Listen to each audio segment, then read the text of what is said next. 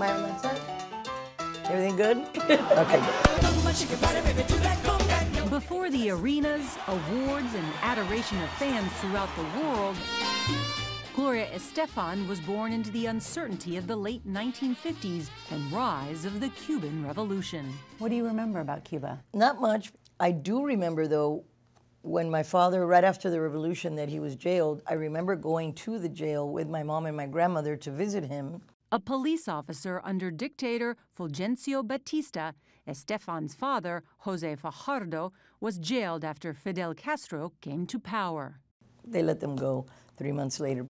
After moving his family to the United States, Estefan's father went to work with the U.S. military. Your father worked for the CIA, right?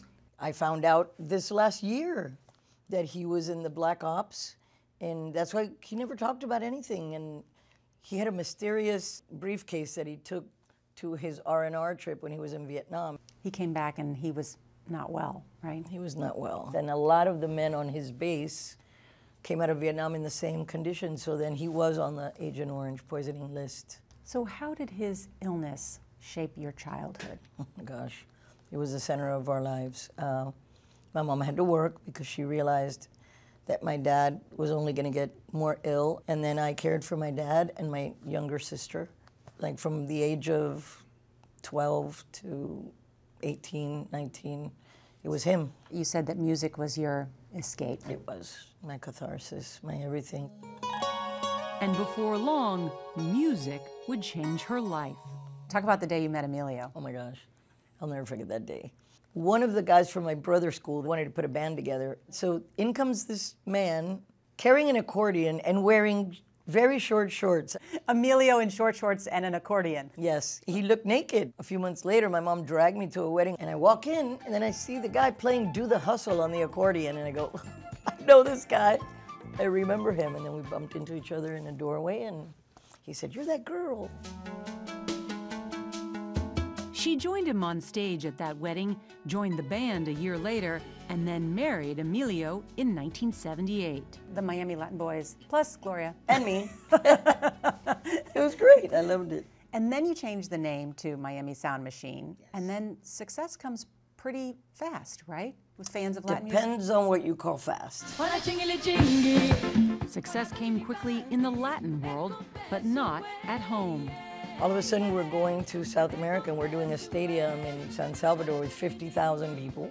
And we come home and do a wedding of 200 in Miami because we didn't have the fame that we had there yet. CBS Records wanted the Spanish-language hits to keep coming, while the band was looking to broaden its appeal. We kept the contractual right to record in English whenever we wanted, although they never thought we'd do it. And then we snuck an English track on the B-side of a single, and that was Dr. Beat. The hits written and performed in her second language kept coming.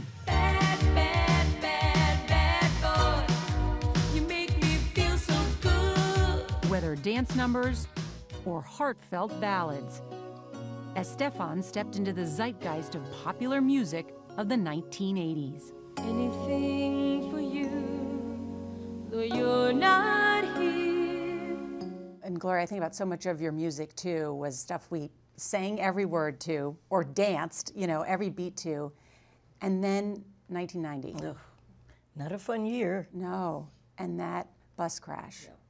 I was taking a nap on the couch in the front of the bus. My son was in the back with his tutor, and Emilio was on the phone with his brother, who was reading him the caption of the picture in the cover of the Miami Herald. Gloria and Emilio Estefan have the world in their hands.